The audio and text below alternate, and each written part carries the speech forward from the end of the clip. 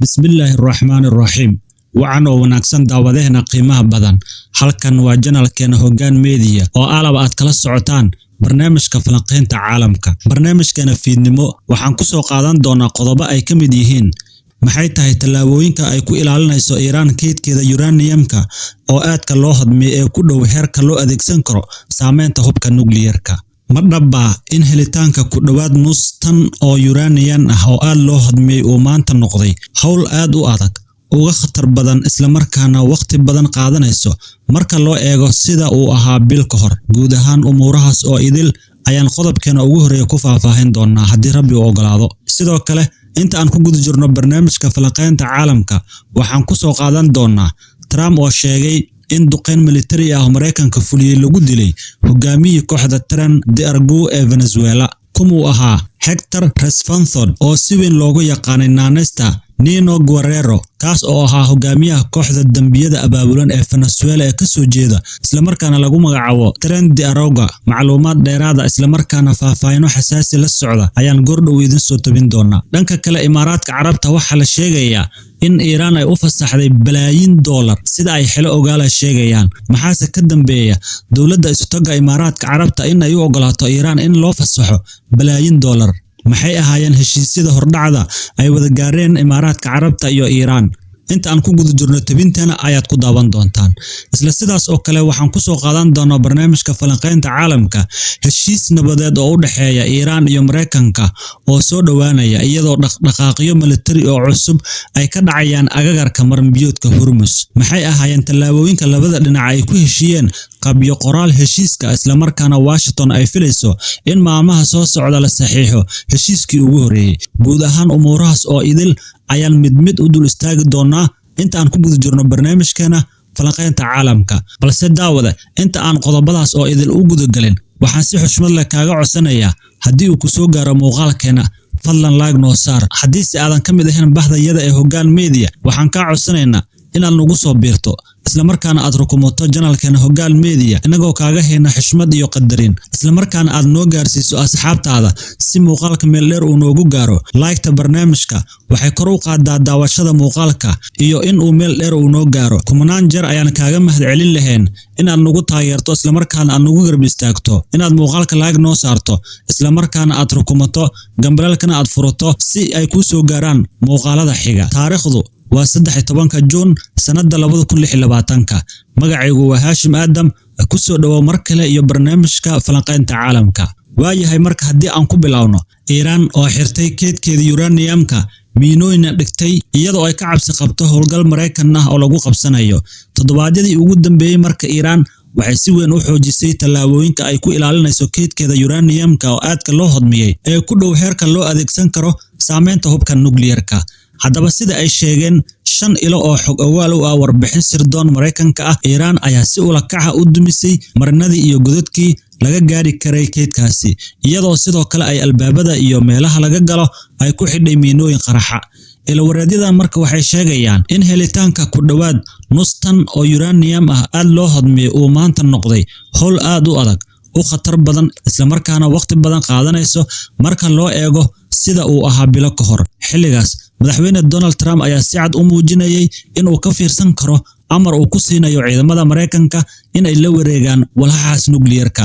Xidhaabyadan iyo difaacyadan cusub ee Iran ay samaysay waxa ay si adkeynayaan baa la leeyahay qorshaha maamulka Trump uu ku doonayo in Tehran lagu qanciyo in uraniumkada uu wareejiso ama ay wareejiso si loo burburiyo. Waxa kale oo ay dhalinayaan su'aalo ku saabsan cidda qaadi doonto hawsha khatarta badan ee laga soo saarayo walxaha dhulka hoostiisa lagu aasay. Haddaba wafdiga diblomaasiyadeed ee Iran oo fadhiya qaramada midoobay kama jawaabin codsi loo diray oo arrintan ku saabsan halka aqalka cad ee Mareykankuna uu si degdeg ah ugu jawaabin su'aalihii CNN ay ka weydiisay. Hagaag Trump marka marar badan ayuu ku celceliyay in sugidda iyo gacanta lagu dhigo uraniumkan ay tahay mudnaanta koowaad ee Mareykanka inta lagu guda jiro wadahadallada lagu doonayo in lagu soo afjaro dagaalka isla markaana dib loogu furo maranbiyoodka muhiimka ah ee Hormuz kaas oo Iran si dhab ah u xanibtay. Haddaba sida uu sheegay sarkaal sare oo ka tirsan maamulka Mareykanka oo warbaahinta la hadlay labada dhinac ayaa si tartiib tartiib tartiib ugu sii dhawaanaya heshiis dhigaya in Iran uranium-kada la hodmiyay ku wareejiso Mareykanka. Sida marka uu sheegay sarkaalkan, walxahaas ayaa marka hore lagu burburin doonaa gudaha Iran, kadibna dalka ayaa laga saari doonaa buu yiri. Hase yeeshee saraakiisha Mareykanka iyo Iran ayaa bixiyay war iskhilaafsan oo ku saabsan heshiiskan hordhaca ah, waxaana weli mugdi ku jira baa la leeyahay qodobada saxda ah ee heshiiska uu ka koobnaan doono. Jimcihii qoraal marka lagu sheegay qabyo qoraalka heshiiska ayaa laga sii daayay wakaaladda wararka Iran oo xiriir dhow la leh dowladda, taas oo sababtay baa la leeyahay carro uu Trump ka muujinayay ama uu ku muujiyay baraha bulshada. Haddaba qaar ka mid ah ilaha xogta bixisay ayaa sheegaya in xitaa Iran lafteedu ay hadda ku adkaan karto soo saarista uranium-ka la hodmiyay. Hawshaas marka waxay u baahan doontaa qalab culus oo qodis ah iyo kooxo miinooyin baadha ama ka saara dhulka, kuwaas oo wajahaya shaqo aad u khatar badan. Scott Rucker oo intii u dhaxaysay 2017 ilaa iyo 2021 madax ka ah xafiiska ka saarista walxaha nuclear-ka ee Hay'adda Qaranka ee Ammaanka Nuclear-ka Mareykanka ayaa sheegay warbixintan haddii ay run noqoto waxay si weyn u adkeynaysaa hawsha dib loogu soo saarayo uranium-ka aadka loo hodmay, ayuu yiri Scott Rucker. Waxa inta uu ku daray marka in xaaladani ay Iran siin karto fursad ay ku mugdigeliso ama ay ku qariso heerka ay ugu hoggaansamayso heshiiska. Haddaba Rucker waxa uu sheegay in haddii wadaxaajoodyaashu ay ku adkaato in Iran ay keento dhammaan keedadkeeda uranium-ka meel dhexe oo lagu xaqiijiyo laguna hubiyo, kadibna laga saaro ama la khafiifiyo heerka hodminta, mas'uuliyaddaasi ay si buuxda ugu dhacayso Tehran. Taa marka micnaheedu wuxuu noqonayaa in Iran ay tahay in ay soo saarto dhammaan keydka uranium-ka ay haysato. Laakiin wuxuu ka digay in xaaladaas Iran ay sheegan karto in qayb ka mid ah uranium-kaasi aan la gaadhi karin ama aan dib loo soo saari karin. Xaaladan oo kale waxaan ka walaaci lahaa in Iran ay ku andacoon karto in qayb ka mid ah uranium-ka aan la heli karin, ayuu yiri Rucker. Markaas ma jiri doonto kalsooni buuxda oo lagu hubin karo in Iran aysan mustaqbalka mar kale heli karin walxahaas. Haddaba beesha caalamka ayaa aaminsan in inta badan keydka uranium-ka uu ku jiro godad iyo marino ku yaala xarunta nuclear-ka ee Isfahan ee bartamaha Iran, kuwa oo hadda ku burburay ama la dumiyay. Qaybo ka mid ah oo keydka ka mid ah ayaa lagu hayaa goobo kale. Bartamihii bishii May, ciidamada Mareykanka waxaa la sheegay in ay diyaarinayeen howlgal lagu qabsanayo walxaha nuclear-ka, balse markii dambe waxaa lagu qiimeeyay baa la leeyahay in uu yahay howlgal khatartiisu aad u sareyso, sida ay horey u warisay CNN. Hagaag tan iyo xilligaas marka Iran waxay sii xoojisay difaacyada goobaha lagu tuhunsan yahay in uranium-keeda aadka loo hodmiyay lagu aasaasay dhulka hoostiisa.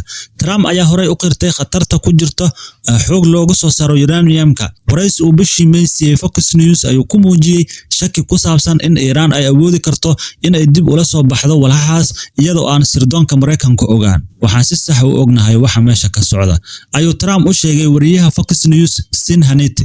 Cidna xitaa uma aysan dhowaanin goobtaas. Si kastaba ha ahaatee, laba ka mid ah ilaha xogta bixiya ayaa sheegay in Trump markii uu si fagaaraha ugu hadlay uranium-ka in uu yahay bartilmaameed suurtagal ah oo Iran si dadban ugu dhiirigeliyay in ay sii xoojiso difaaca hantideeda nuclear-ka.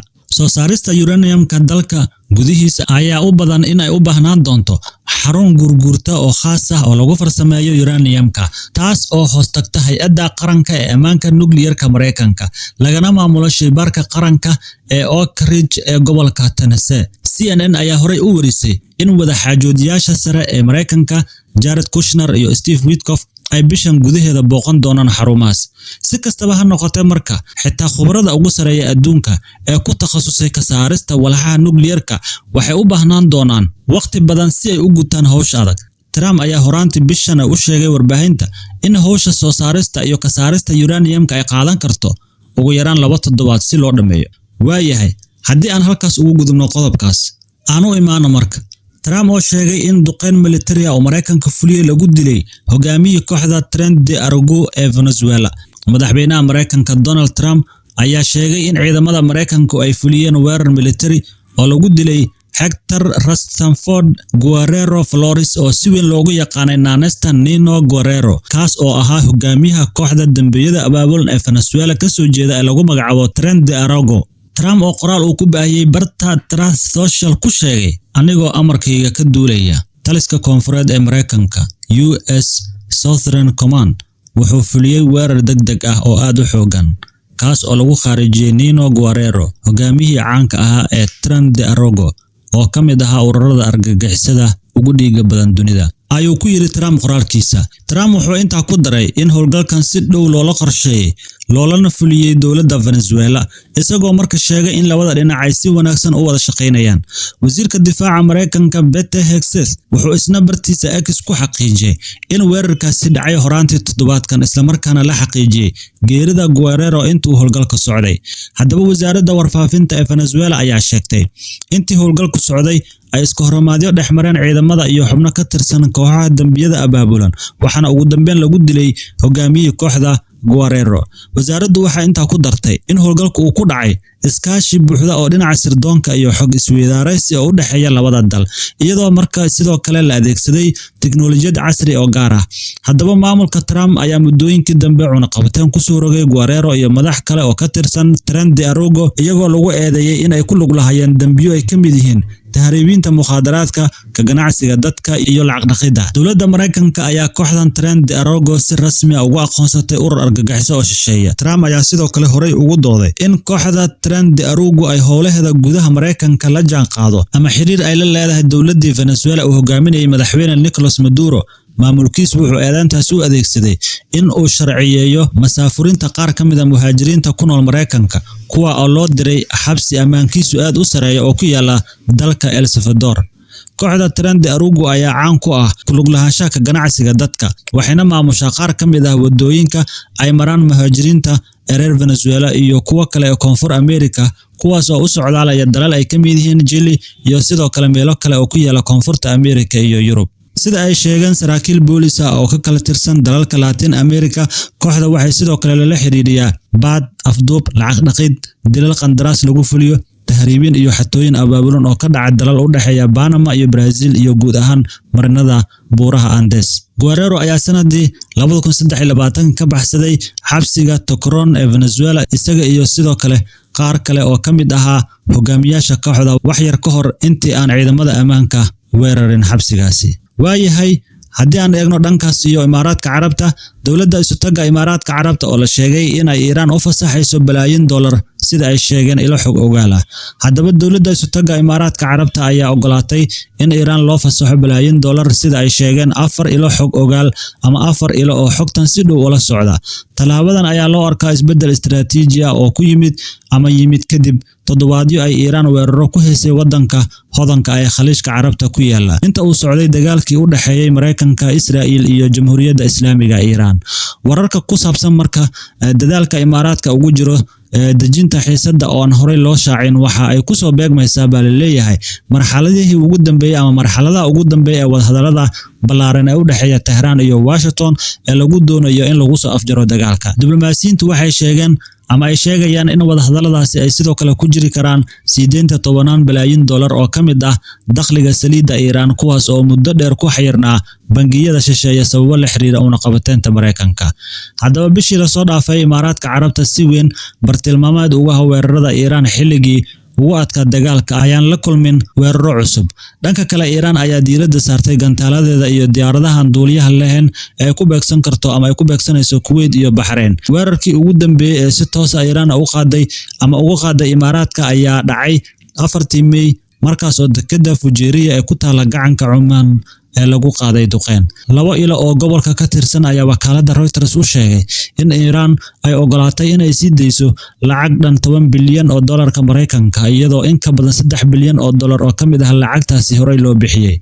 2 ilo kale oo si dhow ula socda heshiiskan ayaa sheegaya in wadarta lacagta ay ku jirto qorshahan ay gaarayso $20 bilyan oo dollar, waxayna intaa ku dareen in tallaabadani lagu heshiiyey iyadoo Iiraan ay joojinayso weerarada ay ku hayso Imaaraadka. Haddaba mid ka mid ah ilahaasi wuxuu sidoo kale sheegay in qaybtii ugu horeysay oo dhan $3 bilyan oo dollar horey loo diyaariyay loona fasaxay.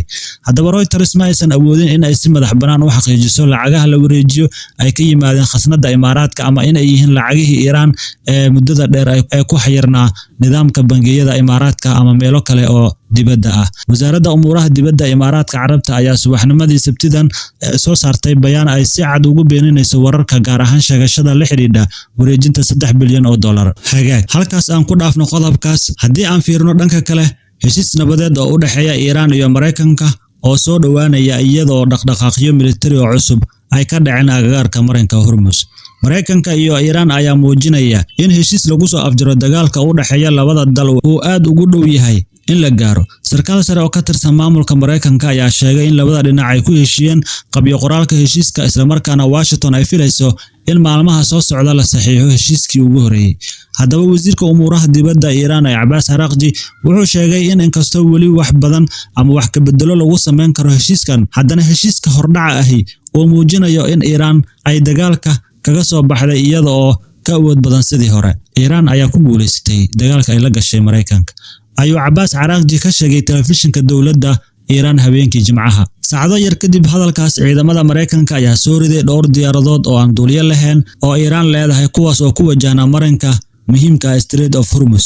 Ilo xog ogaal ayaa Reuters u sheegay in diyaaradaha si khatar ay ku ahaayeen maraakiibta ganacsiga ee marinkaasi isticmaasha. Haddaba taliska dhexe ee ciidamada Mareykanka CENTCOM-ka ayaa markii dambe xaqiijiyay howlgalkaas, isagoo sheegay in marinku weli uu furan yahay. Maxaa ku jira marka heshiiskan? Sida ay sheegeen ilo ka duwan oo ku lug leh wadahadallada, heshiiska hordhaca wuxuu dhigayaa in dib loo furo marinka Hormuz, isla markaana la qaado xanibaadda badda ee Mareykanka saaray dekedda Iiraan. Kadib waxaa bilaaban doona wadahadallo cusub oo ku saabsan barnaamijka nukliyeerka Iiraan, kaas oo ahaa sababta ugu weyn ee madaxweyne Donald Trump ugu sababeeyay bilaabista dagaalka. Sarkaal Mareykan oo magaciisu qariyay ayaa sheegay in heshiiskan uu buuxinayo yoolkii ugu muhiimsanaa ee Trump, isla markaana uu wadahadallada geliyay heer aad u wanaagsan. Pakistan oo dhexdhexaadinaysa wadahadallada. Dalka Pakistan ayaa door weyn ku leh dhexdhexaadinta wadaxaajoodkan. Xogaha laga helayo ilo reer galbeed ah, Pakistaaniya iyo Iiraan ah, in qodobada heshiiska qaarkood ay faa'iido badan siinayaan Iiraan, arrintaas oo dhalisay dhaleecayn ka dhan ah Trump. Si kastaba ahaatee, Trump ayaa wararkaasi ku tilmaamay kuwo aan sax ahayn. Inkastoo marka ay jireen kala duwanaansho yaryar, haddana qodobada heshiiska ayaa guud ahaan siinaya Tehran waxyaabo badan oo muddo dheer doonaysay. Dhanka Trump, guusha ugu weyn uu helayo waxay u muuqataa dib u furista marinka Hormuz, taas oo Iiraan xirtay kadib markii weeraradii Mareykanka iyo Israa'iil ay ku qaadeen bishii Febraayo. Araghchi wuxuu sheegay in Iiraan iyo dalka Cumaan ay sii hayn doonaan maamulka iyo kormeerka gaadiidka mara marinka Hormuz. Haddii aad halkan nala soo gaartay, waan kaaga mahadcelinaynaa la socoshada iyo daawashada muuqaalka iyaga. Fadlan aragtidaada qaybta hoose ee faallooyinka noogu reeb. Hanaga hilmaamin muuqaalka inaad like noo saarto oo la wadaagto asxaabtaada. Aad iyo aad ayaad u mahadsantahay.